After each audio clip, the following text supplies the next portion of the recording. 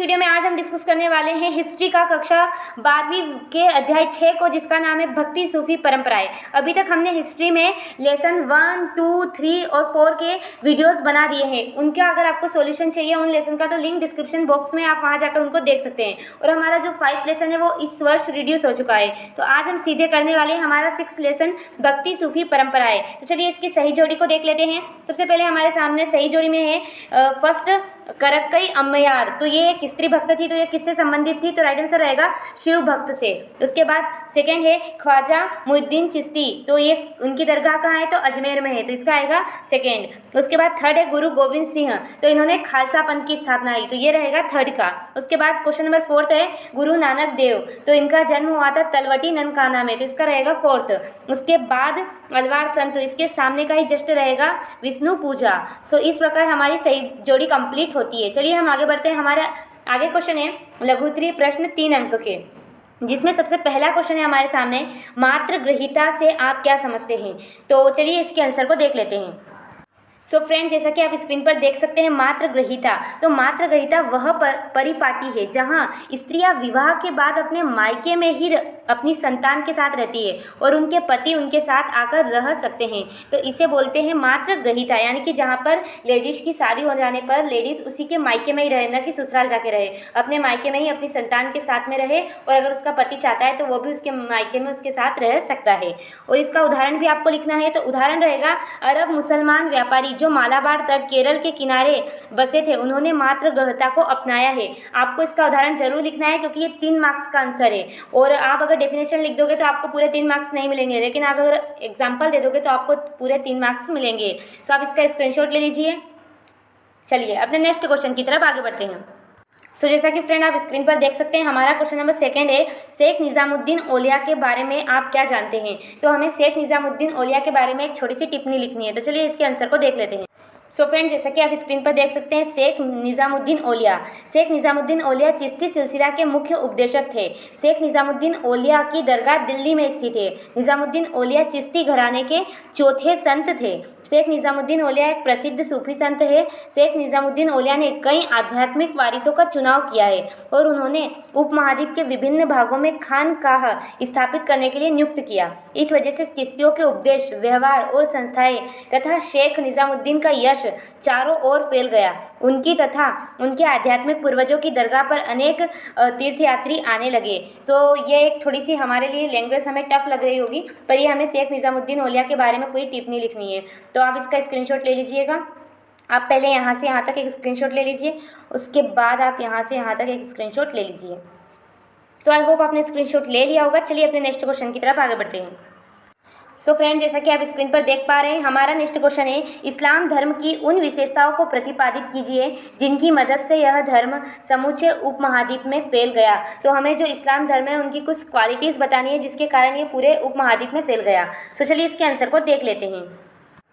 So friend, जैसा कि आप स्क्रीन पर देख पा रहे हैं, इस्लाम शब्द का अर्थ है अल्लाह को समर्पण। इस प्रकार मुसलमान वह है जिसने स्वयं को अल्लाह को समर्पित कर दिया।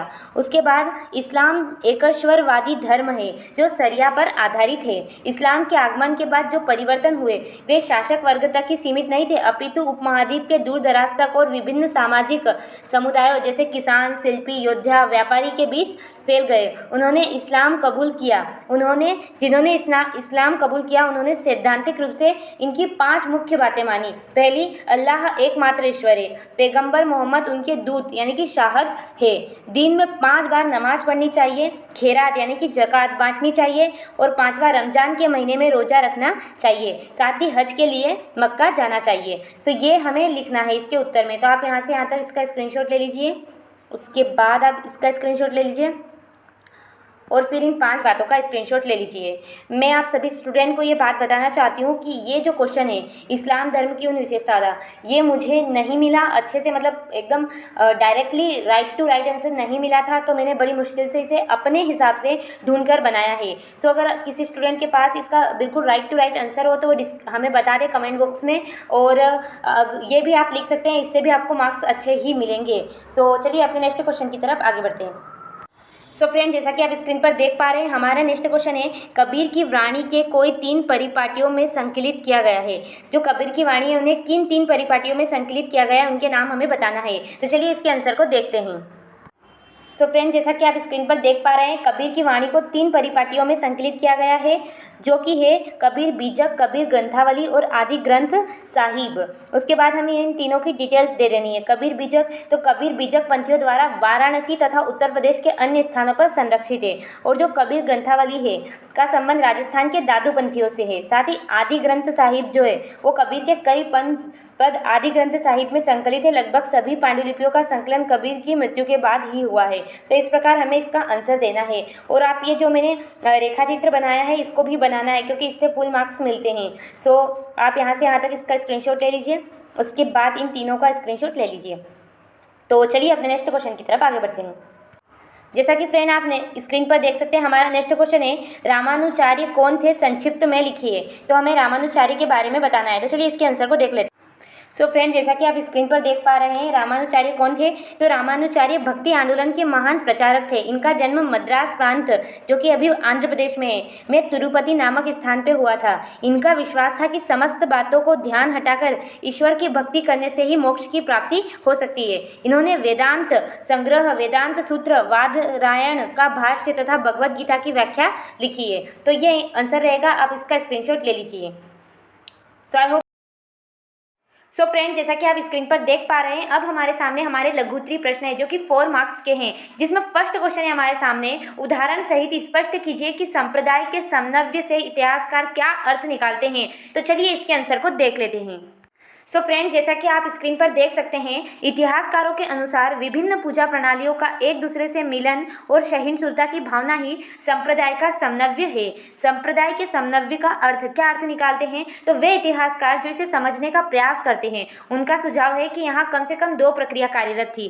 पहली एक प्रक्रिया ब्राह्मणीय दृष्टिकोण या ब्राह्मणीय विचारधारा के प्रचार की थी। इसका प्रसार पौराणिक ग्रंथों के संकलन, रचना और परीक्षण द्वारा हुआ है। ये ग्रंथ सरल संस्कृत छंदों में थे, जो वैदिक विद्या से विहीन स्त्रियों और शूद्रों द्वारा भी इन्हें पढ़ा जा सकता था।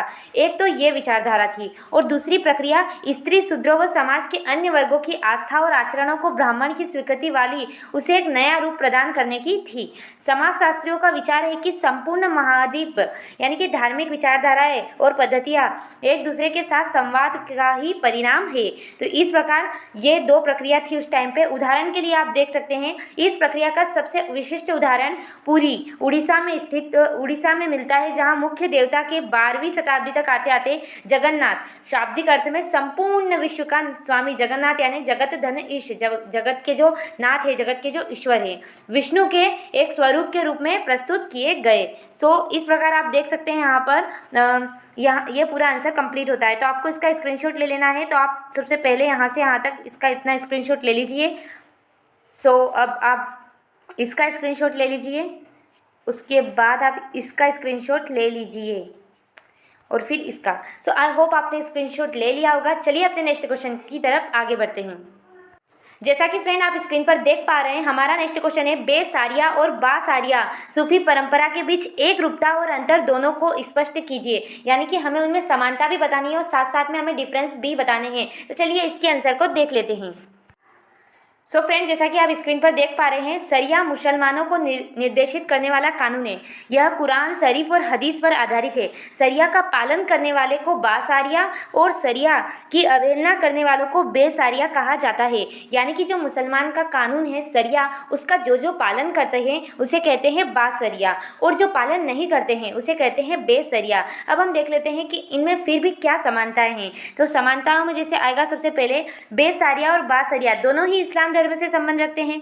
दूसरी समानता आएगी, दोनों ही एक ईश्वर में विश्वास रखते हैं। उनके अनुसार अल्लाह एकमात्र ईश्वर है जो सर्वोच्च, शक्तिशाली तथा सर्वव्यापक है। उसके बाद तीसरी जो समानता है, दोनों ही अल्लाह के सम्मुख पूर्ण आत्मसमर्पण पर बल देते हैं। और चौथी, इनकी एक रूपता इस बात में भी है कि ये दोनों सूफी आंदोलन से थे। तो ये इनकी एक रूपता हो गई। अब इनमें डिफरेंस देख लेते हैं। सो जैसा कि आप स्क्रीन पर देख पा रहे हैं, बासरिया सूफी संत खानकाहों में रहते थे। खानकाहों में रहते थे। खान का एक फारसी शब्द है जिसका अर्थ है आश्रम, जबकि बेसरिया सूफी संत खानकाह का तिरस्कार करके रहस्यवादी एवं फकीर की जिंदगी व्यतीत करते थे। यानी कि जो सूफी संत के आश्रम होते थे उनमें बासरिया रहते थे, बेसरिया उनमें नहीं रहते थे, वो फकीर की तरह जिंदगी बिताते थे।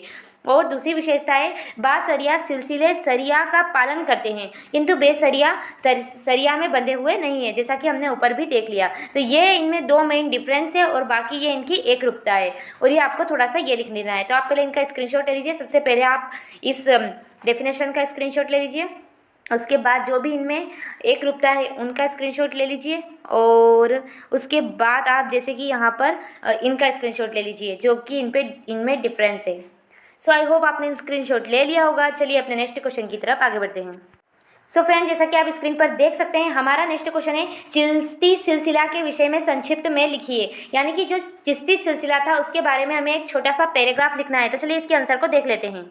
सो फ्रेंड, जैसा कि आप स्क्रीन पर देख पा रहे हैं, चिश्ती सिलसिला के विषय में संक्षिप्त में पैराग्राफ। तो चिश्ती नाम मध्य अफगानिस्तान के चिश्ती शहर से लिया गया है, और सिलसिले का शाब्दिक अर्थ है जंजीर, जो शेख और मुरीद के बीच एक निरंतर रिश्ते का घोतक है। 12वीं शताब्दी के अंत में भारत आने वाले सूफी समुदाय में चिश्ती सबसे अधिक प्रभावशाली रहे। इसका कारण यह था कि उन्होंने न केवल अपने आप को स्थानीय परिवेश में अच्छी तरह ढाला, अपितु भारतीय भक्ति परंपरा की कई विशेषताओं को भी अपनाया। चिश्ती सिलसिला के मुख्य उपदेशक निम्न हैं: शेख मुहिउद्दीन चिश्ती, ख्वाजा कुतुबुद्दीन, शेख फरीदुद्दीन और शेख निजामुद्दीन औलिया। तो ये चिश्ती समुदाय के मुख्य उपदेशक थे। उसके बाद चिश्ती सिलसिले के सूफी संतों की दरगाह पर जियारत व कवाली की जाती है और सारे इस्लामी संसार में प्रचलित है। चिश्ती उपासना पद्धति में सभा का महत्व इस तथ्य की पुष्टि करता है कि चिश्ती स्थानीय भक्ति परंपरा से जुड़ी है। चिश्ती सिलसिले स्थानीय भाषा के साथ साथ हिंदुई का भी प्रयोग करते हैं। तो इस प्रकार आपको इसकी पूरी टिप्पणी लिखनी है। तो आप पहले यहाँ से यहाँ तक का एक स्क्रीनशॉट ले लीजिए, उसके बाद यहाँ से यहाँ का स्क्रीनशॉट ले लीजिए, उसके बाद यहाँ से यहाँ तक का, और देन यहाँ से यहाँ तक का। सो आई होप आपने स्क्रीनशॉट ले लिया होगा। चलिए अपने नेक्स्ट क्वेश्चन की तरफ आगे बढ़ते हैं। सो फ्रेंड, जैसा कि आप स्क्रीन पर देख पा रहे हैं, हमारा नेक्स्ट क्वेश्चन है लिंगायत संप्रदाय के बारे में आप क्या जानते हैं। तो चलिए इसके आंसर को देख लेते हैं। सो फ्रेंड, जैसा कि आप स्क्रीन पर देख पा रहे हैं, लिंगायत तो 12वीं शताब्दी में कर्नाटक में एक नवीन आंदोलन का उद्भव हुआ जिसका नेतृत्व बांसवन्ना नामक एक ब्राह्मण ने किया। और बांसवन्ना कलाचुरी राजा के दरबार में मंत्री थे। इसके अनुयायी थे वो वीर शैव, यानी कि शिव के वीर, और लिंगायत लिंग धारण करने वाले कहलाए, तो उन्हें लिंगायत कहते हैं। अब देखेंगे कि लिंगायत की क्या क्या खासियत थी, विशेषताएं थी। तो लिंगायत शिव की आराधना लिंग के रूप में करते थे, और आज भी लिंगायत समुदाय इस क्षेत्र में विद्यमान है। उसके बाद इस समुदाय के पुरुष वाम स्कंद पर, यानी कि अपने कंधे पर चांदी के एक पिटारे में एक लघु लिंग को धारण करते थे। उसके बाद लिंगायतों का मानना है कि मृत्यु उपरांत भक्त शिव में लीन हो जाते हैं तथा इस संसार में पुनः नहीं लौटेंगे। तो ये इसके 3 पॉइंट हो चुके हैं, पर ये 4 मार्क्स का क्वेश्चन है, तो आप एक और पॉइंट इसमें ऐड कर सकते हैं। वो आप ऐड कर सकते हैं 4 पॉइंट इसमें, कि जो लिंगायत होते हैं वो जाति प्रथा का विरोध करते थे। जो भी जन्म आधारित जाति प्रथा बनाई गई थी उसका ये विरोध करते थे। तो ऐसा आप 4th पॉइंट भी इसका बना सकते हैं। सो आप इसका स्क्रीनशॉट ले लीजिए। आप पहले यहाँ से यहाँ तक स्क्रीनशॉट ले लीजिए, लिंगायत क्या है, उसके बाद ये लिंगायत की कुछ क्वालिटीज़, इसका भी स्क्रीनशॉट ले लीजिए। और हाँ, वो जाति प्रथा वाला लिखना मत भूलना, क्योंकि पूरे नंबर चाहिए तो वो लिखना पड़ेंगे। सो आई होप आपने स्क्रीनशॉट ले लिया होगा। चलिए अपने नेक्स्ट क्वेश्चन की तरफ आगे बढ़ते हैं। सो फ्रेंड, अगला क्वेश्चन हमारा, जैसे कि आप स्क्रीन पर देख सकते हैं, क्वेश्चन नंबर 5, महान और लघु परंपरा में अंतर स्पष्ट कीजिए। तो चलिए इसके आंसर को भी देख लेते हैं। सो फ्रेंड, जैसा कि आप स्क्रीन पर देख पा रहे हैं, एक तरफ है महान परंपरा और दूसरी तरफ है लघु परंपराएं। तो महान जैसे शब्द 20वीं शताब्दी के समाजशास्त्री रॉबर्ट रेडफील्ड द्वारा एक प्रभुत्वशाली वर्ग की सांस्कृतिक आचरणों का वर्णन करने के लिए किया गया है। यानी कि जो महान परंपरा है उसका वर्णन सांस्कृतिक जो आचार विचार है वो किसी प्रभुत्वशाली वर्ग के बताते हैं। और जो लघु शब्द है वह 20वीं शताब्दी के समाजशास्त्री रॉबर्ट रेडफील्ड द्वारा कृषक समाज के सांस्कृतिक आचरणों का वर्णन करने के लिए किया गया है। ये महान है जो कि पुरोहित और विशिष्ट वर्गों के लिए किया गया है, जबकि लघु जो है वो कृषक के लिए किया गया है। उसके बाद जो महान परंपरा है उसे वृहत परंपरा के नाम से भी जाना जाता है, और जो लघु परंपरा है उसे लोक परंपरा के नाम से भी जाना जाता है। उसके बाद महान परंपरा के अंतर्गत आने वाले कर्म कांडों और पद्धतियों का अनुकरण राजा, प्रजा, अभिजात वर्ग, अमीर तथा पुरोहित द्वारा किया जाता है, जबकि लघु परंपरा के अंतर्गत आने वाले कर्म कांडों और पद्धतियों का अनुकरण कृषक समाज, गरीब, निरक्षर किसानों द्वारा किया जाता है। उसके बाद इसका 4th पॉइंट रहेगा, वृहद परंपरा में फैलने की प्रवृत्ति होती है, अतः यह अस्थानीय नहीं होती है, अर्थात इसका विस्तार होता रहता है। और लघु परंपरा सदैव स्थानीय होती है, अतः इसमें फैलने की प्रवृत्ति नहीं होती है, अतः लघु क्षेत्र सीमित में लघु परंपरा क्षेत्र विशेष में सीमित रहती है। इसी के लिए महान परंपरा को महान नाम दिया गया, क्योंकि लघु छोटे एरिया में होती है, इसलिए इसे लघु परंपरा नाम दिया गया। उसके बाद 5वां पॉइंट आप लिख सकते हैं, जो वृहद परंपरा होती है वो लिखित परंपरा है, अतः व्यवस्थित परंपरा है, और लघु परंपरा है वह जो है वो अलिखित परंपरा है और कम व्यवस्थित परंपरा है। तो ये इसके 5 पॉइंट होंगे। तो आप इनका स्क्रीनशॉट ले लीजिए। आप सबसे पहले यहाँ से यहाँ तक इसका स्क्रीनशॉट ले लीजिए, 1 पॉइंट का। उसके बाद इस 1 पॉइंट का आप स्क्रीनशॉट ले लीजिए, और अब इस 1 पॉइंट का स्क्रीनशॉट ले लीजिए। उसके बाद इस 1 पॉइंट का स्क्रीनशॉट, और उसके बाद इसका स्क्रीनशॉट। सो आई होप आपने स्क्रीनशॉट ले लिया होगा। सच बताऊं, इस क्वेश्चन का आंसर बनाने में मुझे काफ़ी टाइम लग गया, क्योंकि एनसीईआरटी में इसका कंटेंट नहीं दिया गया है और ये 4 मार्क्स में क्वेश्चन पूछ लिया, इसलिए इसके 5 जो डिफरेंस बनाने के लिए मुझे काफ़ी कुछ करना पड़ा है। इसलिए प्लीज़ वीडियो को लाइक जरूर कर देना। चलिए अपने नेक्स्ट क्वेश्चन की तरफ आगे बढ़ते हैं। जैसा कि फ्रेंड अब आप स्क्रीन पर देख पा रहे होंगे, अब हमारे सामने आ जाते हैं निबंधात्मक प्रश्न, यानी कि 5 मार्क्स के क्वेश्चन, जिसमें सबसे पहला क्वेश्चन है, अलवार, नैनान और वीर शैवों ने किस प्रकार जाति प्रथा की आलोचना प्रस्तुत की। तो चलिए इसके आंसर को देख लेते हैं। सो फ्रेंड, जैसा कि आप स्क्रीन पर देख पा रहे हैं, अलवार, नैनान और वीर शैव ने किस प्रकार जाति प्रथा की आलोचना की। तो विद्वान इतिहासकारों का मानना है कि अलवार और नैनार साथ ही वीर शैव ने तात्कालीन जाति प्रथा का विरोध किया।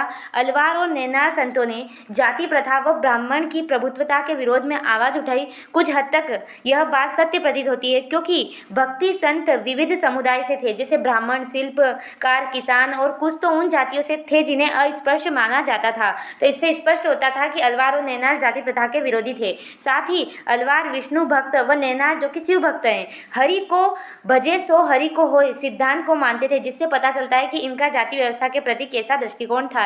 यानी कि इनका मानना था कि जो हरि को भजता है, जो हरि का नाम लेता है, वह भी हरि का हो जाता है। ये जाति प्रथा के विरोधी थे। साथ ही अलवार नैनार संत की परंपरा की सबसे बड़ी विशेषता इसमें स्त्रियों की उपस्थिति थी, अतः अलवार व नैनार जाति प्रथा के ब्राह्मणीय दृष्टिकोण के भी विरोधी थे। यानी कि जहाँ हम स्त्रियों को उस टाइम पर इन सब चीज़ों की मतलब प्रतिबंध था, वहाँ इन संत परंपरा में स्त्रियाँ भी थी। इसका मतलब ये जो भी ये ब्राह्मणीय नियम बने हुए थे, इनके कट्टर विरोधी थे। साथ ही वीर शैव परंपरा के लिंगायतों ने भी जाति व्यवस्था को स्वीकार नहीं किया। उन्होंने समाज में प्रचलित कुछ समुदायों के पवित्र और कुछ के दूषित होने की ब्राह्मणीय अवधारणा की कटु आलोचना की। तो इस प्रकार ये आंसर हमारा कंप्लीट होता है। तो आप इसका स्क्रीनशॉट ले लीजिए। सो आप यहाँ से यहाँ तक एक स्क्रीनशॉट ले लीजिए, और अब उसके बाद यहाँ से यहाँ तक एक स्क्रीनशॉट ले लीजिए, और उसके बाद इसका स्क्रीनशॉट ले लीजिए। सो आई होप आपने स्क्रीनशॉट ले लिया होगा। चलिए अपने नेक्स्ट क्वेश्चन की तरफ आगे बढ़ते हैं। सो फ्रेंड, जैसा कि आप स्क्रीन पर देख पा रहे हैं, हमारा नेक्स्ट क्वेश्चन है, भक्ति आंदोलन की प्रमुख विशेषताएं लिखिए। यानी कि जो भक्ति आंदोलन चला उसकी क्या क्या क्वालिटीज़ थी। तो चलिए इसके आंसर को देख लेते हैं। जैसा कि आप स्क्रीन पर देख सकते हैं, भक्ति आंदोलन की प्रमुख विशेषताएं। सबसे पहली विशेषता थी आडंबरों की उपेक्षा तथा सच्ची भक्ति पर बल। भक्ति आंदोलन का स्वरूप अत्यंत सरल तथा आडंबर रहित था, यानी कि बिल्कुल भी दिखावा नहीं करना भक्ति में। दूसरी विशेषता थी एकेश्वरवाद में आस्था, यानी कि भक्ति आंदोलन के प्रणेताओं का मानना था कि संसार में सर्वशक्तिमान और सर्वोपरि ईश्वर एक है, यानी कि एकेश्वरवाद में आस्था थी। उसके बाद ईश्वर के प्रति अपार प्रेम पर बल, और ये जो भक्ति आंदोलन था इसमें ईश्वर के प्रति अपार प्रेम पर बल दिया गया था। साथ ही हृदय की स्वच्छता को महत्व दिया गया था। संतों ने, जो भक्ति आंदोलन के संत थे, उनका कहना था कि हृदय स्वच्छ होना चाहिए। उसके बाद जाति प्रथा का कड़ा विरोध किया गया था इस भक्ति आंदोलन में। साथ ही हिंदू मुस्लिम एकता पर भी बल दिया गया था, और जन भाषा का प्रयोग, यानी कि जो भी वहाँ की लोकल लैंग्वेज है उसका प्रयोग किया गया था। तो ये जो हमारा भक्ति आंदोलन हुआ था उसकी विशेषता है। तो आप इनका स्क्रीनशॉट ले लीजिए। सबसे पहले आप यहाँ से यहाँ तक इन 2 क्वालिटीज़ का स्क्रीनशॉट ले लीजिए। उसके बाद इन 2 क्वालिटीज़ का स्क्रीनशॉट ले लीजिए। उसके बाद इसका, और फिर इनका। सो आई होप आपने स्क्रीनशॉट ले लिया होगा। चलिए अपने नेक्स्ट क्वेश्चन की तरफ आगे बढ़ते हैं। सो फ्रेंड, जैसा कि आप स्क्रीन पर देख पा रहे हैं, हमारा नेक्स्ट क्वेश्चन है, कबीर के जीवन एवं मुख्य उपदेशों का उल्लेख कीजिए। यानी कि कबीर के जीवन के बारे में बताना है और जो जो उन्होंने शिक्षाएं दी उनके बारे में बताना है। तो चलिए इसके आंसर सो फ्रेंड, जैसा कि आप स्क्रीन पर देख पा रहे हैं, कबीर का जीवन, इस विषय में विद्वानों में मतभेद है। कबीर जन्म से हिंदू ये थे या मुसलमान, ये इसमें सब कन्फ्यूज़न है। किसी के पास भी कोई भी मतलब एग्जैक्ट बात नहीं है कि हाँ वो हिंदू थे या मुसलमान। कबीर जो थे वैष्णव परंपरा की जीवनियों में कबीर का जो अर्थ होता है वो है महान, को जन्म से हिंदू यानी कि कबीरदास बताया गया है, किंतु उनका पालन गरीब मुसलमान परिवार में हुआ था जो कि जुलाहे थे। साथ ही कबीर के गुरु रामानंद थे। तो इतना अपने को कबीर के बारे में लिखना है, क्योंकि कबीर के बारे में कोई भी हमारे पास एग्जिट जानकारी नहीं है। अब जो कबीर के उपदेश थे उनको देख लेते हैं। कबीर के मुख्य उपदेश। कबीर संत कवियों में विशेष स्थान रखते हैं। उनके प्रमुख उपदेश निम्न में है। कबीर ने बहुदेवतावाद तथा मूर्ति पूजा को खंडित किया, यानी कि कबीर का मानना है कि देवताएं अनेक नहीं होते, केवल एक होते हैं, और मूर्ति पूजा को भी उन्होंने खंडन कर दिया। उसके बाद कबीर ने निर्गुण भक्ति पर बल दिया, यानी कि भगवान का कोई भी रूप नहीं होता, उस पर बल दिया। कबीर ने परमात्मा को निराकार बताया, क्योंकि परमात्मा का कोई आकार नहीं होता है। कबीर ने मोक्ष प्राप्ति का मार्ग भक्ति को बताया, और कबीर ने हिंदू और मुसलमान दोनों के धार्मिक आडंबरों का विरोध किया। कबीर ने जातीय भेदभाव का भी विरोध किया। साथ ही कबीर के अनुसार परम सत्य अर्थात परमात्मा एक है, यद्यपि विभिन्न संप्रदायों के लोग उसे अलग अलग नाम से जानते हैं या पुकारते हैं। कबीर एकेश्वरवाद के समर्थन किया, यानी कि उन्होंने एक ईश्वर एक अल्लाह की बात को रखा। तो ये उनकी कुछ उपदेश है। तो सबसे पहले उनके परिचय का आप स्क्रीनशॉट ले लीजिए यहाँ से यहाँ तक, उसके बाद आप आगे का यहाँ से यहाँ तक स्क्रीनशॉट ले लीजिए। ये उपदेश है उनके यहाँ से। सो आपने यहाँ से ले लीजिए, और अब यहाँ से यहाँ तक स्क्रीनशॉट ले लीजिए। सो आई होप आपने स्क्रीनशॉट ले लिया होगा। चलिए अपने नेक्स्ट क्वेश्चन की तरफ आगे बढ़ते हैं। सो फ्रेंड, जैसा कि आप स्क्रीन पर देख पा रहे हैं, हमारा नेक्स्ट क्वेश्चन है भक्ति आंदोलन के मुख्य सामाजिक प्रभाव लिखिए, यानी कि भक्ति आंदोलन का समाज पर क्या प्रभाव पड़ा। तो चलिए इसके आंसर को देख लेते हैं। सो फ्रेंड, जैसा कि आप स्क्रीन पर देख सकते हैं, भक्ति आंदोलन का सामाजिक जीवन पर प्रभाव। सबसे पहला प्रभाव रहा हिंदुओं में आशा तथा साहस का संचार हुआ, यानी कि जो हिंदू जो लोग थे उनकी जो निराशा दूर हुई और हिंदू अपनी सभ्यता व संस्कृति को बचाने में सफल रहे। दूसरी बात, मुसलमानों के जो अत्याचार थे उनमें कमी आ गई। तीसरी, बाहरी आडंबरों में कमी आ गई, जो भी दिखावे की चीज़ हो रही थी उनमें भी काफ़ी मात्रा में कमी आ गई, और जो लोग थे वो सादा और सरल जीवन पवित्रता पर बल देने लगे। उसके बाद वर्गीयता तथा संकीर्णता पर आघात। भक्ति आंदोलन के संतों ने ऊंच नीच छुआछूत पर भेदभाव को दूर करने का प्रयत्न किया। साथ ही सामाजिक सद्भावना का विकास हुआ। भक्ति आंदोलन के संतों द्वारा प्रवाहित प्रेममयी वाणी से सौजन्यता और सद्भावना का विकास हुआ। और जो सिक्स क्वालिटी हुई, यानी कि सिक्स जो इफेक्ट पड़ा वो रहा आत्मगौरव और राष्ट्र भावना का प्रादुर्भाव। भक्ति आंदोलन के संतों की ओजस्वी वाणी से मनुष्य में आत्मगौरव एवं राष्ट्र भावना का संचार हुआ। तो ये हमारे भक्ति आंदोलन के समाज पर प्रभाव पड़े। तो सबसे पहले आप इन तीन का स्क्रीनशॉट ले लीजिए, और अब इन तीन का स्क्रीनशॉट ले लीजिए। तो चलिए अपने नेक्स्ट क्वेश्चन को देख लेते हैं। सो फ्रेंड, जैसा कि आप देख सकते हैं, हमारा नेक्स्ट क्वेश्चन है बाबा गुरु नानक के मुख्य उपदेशों का वर्णन कीजिए। इन उपदेशों की तरह संप्रेषण कैसे हुआ, यानी कि जो गुरु नानक थे उनके क्या क्या उपदेश थे और इन उपदेशों का कैसे संप्रेषण किया गया, उनको हमें बताना है। तो चलिए इसके आंसर को देख लेते हैं। सो फ्रेंड्स, जैसा कि आप देख सकते हैं, गुरु नानक जी के मुख्य उपदेश। गुरु नानक जी जन्मजात वैरागी, भक्त एवं ज्ञानी थे। उनके मुख्य उपदेश निम्नलिखित थे। गुरु नानक जी ने निर्गुण भक्ति का प्रचार किया। उन्होंने धर्म के सभी आडंबरों का खंडन किया। उसके बाद दूसरा जो उपदेश था उनका, गुरु नानक जी ने एकेश्वरवाद पर बल दिया या उनका समर्थन किया। उन्होंने एक ऐसे इष्ट देव की कल्पना की जो अजन्मा तथा स्वयंभू है। उन्होंने परमात्मा की उपासना के लिए सरल उपाय बताए, और वह था उनका निरंतर स्मरण व नाम का जाप करना। उसके बाद उन्होंने छुआछूत की भावनाओं को मिटाकर भ्रातृत्व का संदेश दिया। उन्होंने मुख्य उद्देश्य संपूर्ण मानव समाज का उत्थान करना था, इसलिए उन्होंने मोक्ष तथा कल्याण कारण के निर्मित सेवा धर्म पर अधिक बल दिया। अब देख लेते हैं कि गुरु नानक जी के जो उपदेश थे उनका संप्रेषण कैसे किया गया। तो गुरु नानक जी ने अपने विचार लोक भाषा यानी कि पंजाबी में शब्द के माध्यम से लोगों के सामने रखे। वे ये शब्द अलग अलग रागों में गाते और उनका सेवक मर्दाना रबाब बजाकर उनका साथ देता। तो इस प्रकार उन्होंने अपने उपदेशों का संप्रेषण किया। सो आप इसका स्क्रीनशॉट ले लीजिए। सबसे पहले आप यहाँ से यहाँ तक गुरु नानक जी के मुख्य उपदेश, सो यहाँ तक आप स्क्रीनशॉट ले लीजिए। उसके बाद ये यहाँ से यहाँ तक पूरा स्क्रीनशॉट ले लीजिए। तो चलिए अपने नेक्स्ट क्वेश्चन की तरफ आगे बढ़ते हैं। सो फ्रेंड्स, जैसा कि आप स्क्रीन पर देख सकते हैं, हमारा नेक्स्ट क्वेश्चन है क्यों और किस तरह नैनार और सूफी संतों ने अपने संबंध बनाने का प्रयास किया। सो यहाँ पर प्रिंट के कारण शासक लिखा हुआ नहीं है, तो यहाँ पर आना चाहिए शासक, यानी कि किस तरह शासकों ने नैनार और सूफी संतों से संबंध बनाए और क्यों बनाए। तो चलिए इसके आंसर को देख लेते हैं। सो फ्रेंड, जैसा कि आप स्क्रीन पर देख सकते हैं, शासकों ने अलवार और नैनार साथ ही सूफी संतों से संबंध बनाने पर विशेष बल दिया। इसके लिए शासकों ने विष्णु और शिव के मंदिरों का निर्माण कराया और उनके लिए भूमि अनुदान दिए। चोल सम्राटों ने तमिल भाषा के सेव भजनों का गायन इन मंदिरों में प्रचलित करवाया।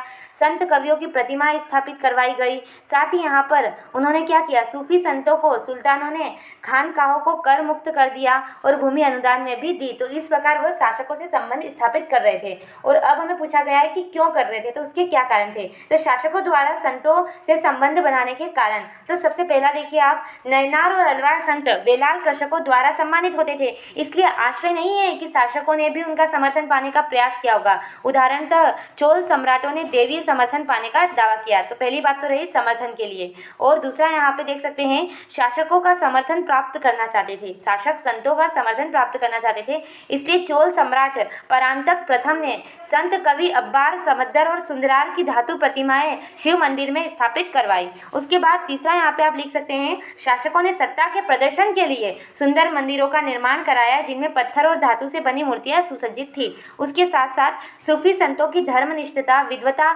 और लोगों द्वारा उनकी चमत्कारी शक्ति में विश्वास उनकी लोकप्रियता का कारण था। इन वजह से शासक भी उनका समर्थन हासिल करना चाहते थे। तो सूफी संत का भी वह समर्थन हासिल करना चाहते थे, इसलिए वह संबंध बना रहे थे। उसके बाद शासक न केवल सूफी संतों से संपर्क रखना चाहते थे, अपितु उनके समर्थन के लिए भी कायल थे। जब तुर्कों ने दिल्ली सल्तनत की स्थापना की तो उलमा द्वारा शरिया लागू किए जाने की मांग को ठुकरा दिया। ऐसे समय सुल्तानों ने सूफी संतों का सहारा लिया। तो ओवरऑल हम अगर देखें तो शासक जो थे वो संतों से इसीलिए कहीं ना कहीं संबंध बना रहे थे कि उन्हें जो संत है उनका समर्थन मिल जाए, जो कि उनकी राजनीतिकता में उनकी सहायता करे। सो आप इसका स्क्रीनशॉट ले लीजिए इस आंसर का। तो सबसे पहले आप यहाँ से यहाँ तक इसका स्क्रीनशॉट ले लीजिए। उसके बाद इन दो कारणों का स्क्रीनशॉट ले लीजिए। उसके बाद इन दो कारणों का स्क्रीनशॉट ले लीजिए और उसके बाद इसका स्क्रीनशॉट ले लीजिए। सो आई होप आपने स्क्रीनशॉट ले लिया होगा। चलिए अपने नेक्स्ट क्वेश्चन की तरफ आगे बढ़ते हैं। सो फ्रेंड, जैसा कि देख सकते हैं हमने सारे हमारे 5 मार्क्स के क्वेश्चन भी कवर कर लिए हैं। तो मैं आपको बता दूं, इस चैप्टर के नोट्स बनाने में काफ़ी टाइम लगा, बिकॉज इसके जो क्वेश्चंस थे उनके आंसर ढूंढने में और इस लेसन को ढूंढने में काफ़ी दिक्कत आई, काफ़ी अजीब शब्द थे इस लेसन में। तो प्लीज़ मेरे हार्डवर्क को ध्यान में रखते हो आप इसको लाइक कर देना, शेयर कर देना and subscribe the channel. Thanks for watching this video. धन्यवाद।